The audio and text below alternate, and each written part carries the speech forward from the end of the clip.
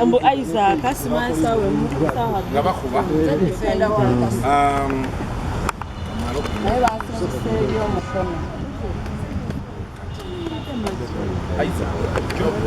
ngena mu studio yawo lete gongezo those things that are there Kasuku onyumidde Joel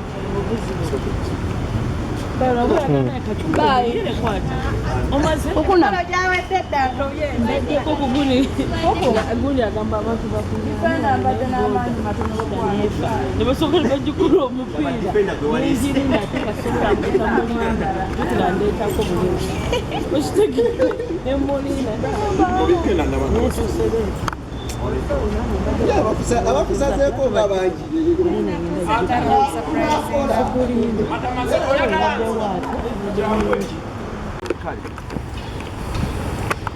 basketball bye bye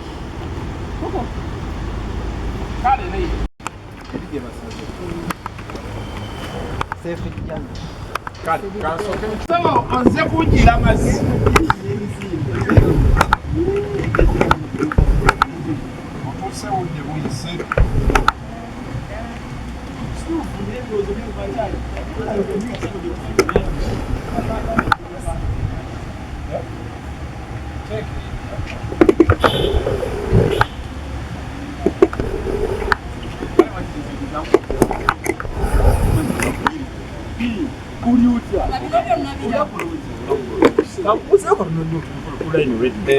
tuline Uncle Kasuku akukuwaza banga semanyenge. Yes sir. Happy birthday sewa. Thank you sir. Obulamu buli butya? Buli kanako oduka kunaba mazzi. Buli kanako oduka kunaba mazzi. Bero maganji. Bakufunye. Ogenzo nagala okusibula program gwe dakika 4 nga mu musajja abati. Nengo kabuli. Okunsi. Thank you very much. Zomu kubasinga okwagala nnyo abala bashobora kubali. Every Monday to Friday. Era okumanya okuja okulumpa mambia. Mukaga owasuze mu ndongo. Sida mu ndongo jasi bangenze mbye bidalala. Time isibera ko. Nenga sofa yomo ko ina bali celebrated mu music business eno abatuzimbye. Ekifuka kituli kubanga tulageje kumura mu kusinga. That's why mvude kwa mpe ngamba kanzi ko jinkubuze ko buza. Yamazi siga saze ni kansala. Obadi nawe yagala konjira mazzi. Kati kansabire mu camera. 7 million got impitafune ku content. Ukuyise ku 7 million bull. I mean 7 million bull. 7 million bull. Ukuyise ku 7 million bull. 40 liters of juice. Chapati 10 nente namba. Nebisigadde. Waliyo birabyeko. Sigirabangako bulijjo ndaba mu lyambuzi yakade. Oli wa mukisa ogenda birabako leero. 7 million bull by the way. Okuma ku Faiz Cafe. Ogenda kubogira. Yabadde ki. Obadde 7 million jirunyonyo kanono nnyo. 7 million bull. Yes. Faiz Cafe yegikola. Jerogenda okubanga tulya ku Saturday. Okay. Yeah. Era mpitiddwa ndi mugenyi. Njagala njireho nga sinsaleko yadde. Ogenda kugira. David kuba munga mpulidde mugamba leero zifumba leero.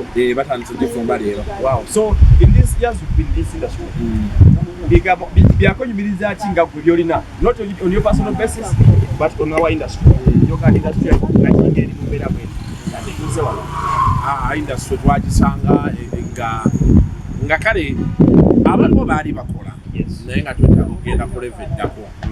Ffe ne tukiteekawo ne tugenda ku level eddako. Olunaku olwaliro kati sources of katalonganga media outlets kati nnyingiko okusinga luli naye kinsanyusa okulaba kati nga nammwe nti we muli mukola omulimu guno ate mugulyamu atufuliramu ddala oba kitegeera ekitaaliwo luli abantu baali balina we batulabira nga si byangu era bwe mpulira bonna industry eno bannumu kuba tutubiramu direct nga bonna kyogera. Yes. Olina okunyiiga singa olaba abalinyirira ekintu kino nnyo bakati ffe tetulyako but industry etambula of course kati saawa eno abantu badde mu lockdown sources of information si nyingi stories eziriwo zikyali nafunafu nnyo abantu baavu people are just getting back on their feet so yeah.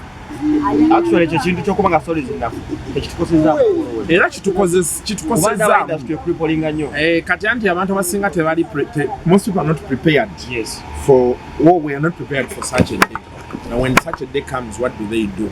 Now the problem eriwo nti olaba abantu nga bagamba olinga olina omulanga ridingira kastora akanafu omuyimbi simaya mukazi we yamuleseewo abantu ne baagala bakivuge week number because you know kati media yakyuka you need to relate with everyday lives of people.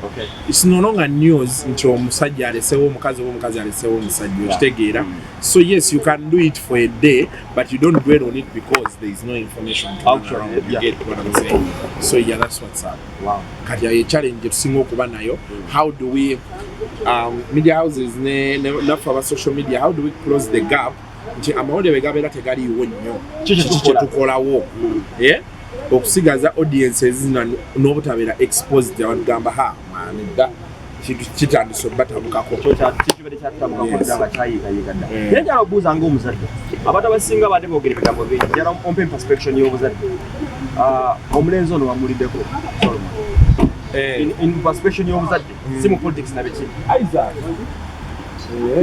bantu bangi boogedde ebigambo n'ebitasaana n'ebisaana buli omu ng'omuzadde kikyoyinza okwogera ku nsonga eyo nedda kati bazadde be balina otuula wansi ne boogera naye omanyi lwakuba nti ffe kati twayagala okizimbulukusa kuba mutabani wa Bobi Wine yakirimu.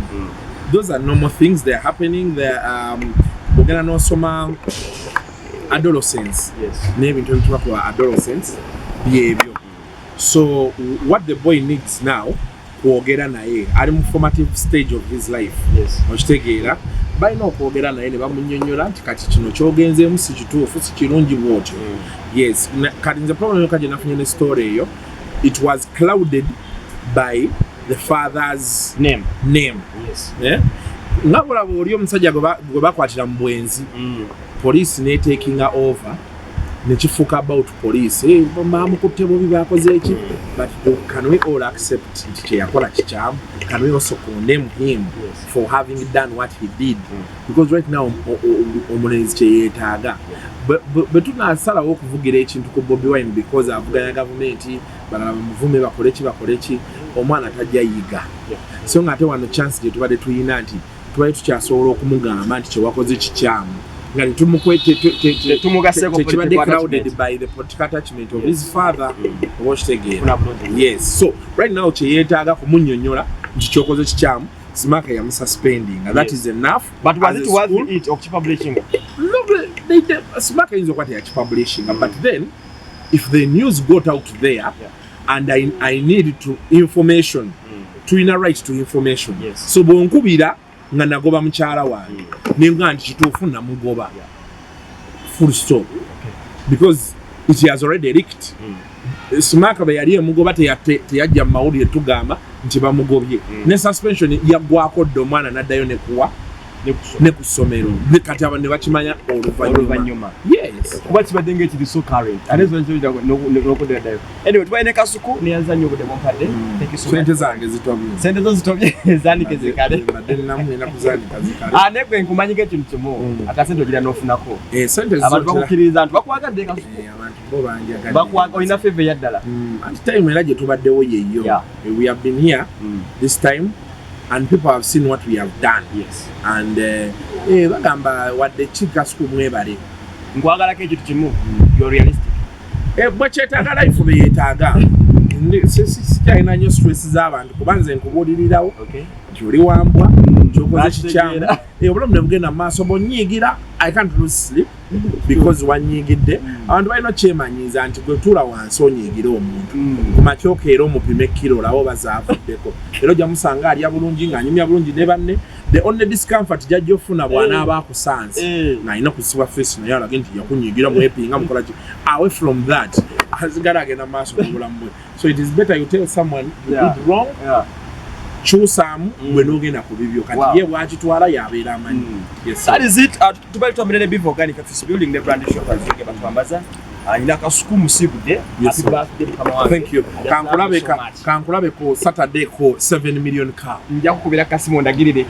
Kuba watugambe da invitation yateeka teri kwambala n'osukka. Njagala abantu bajje nga bali simple. Sagala nnyo bintu. Bwe tuli boat sagala bintu bikalubiriza bulamu bw'abantu ekituleese kulya. I just love one thing. Let us eat and go home. As sponsors go, go at the time in my life. Kaka sabaki funamu. Amina. Wow. Kale. Kale mbere bulungi.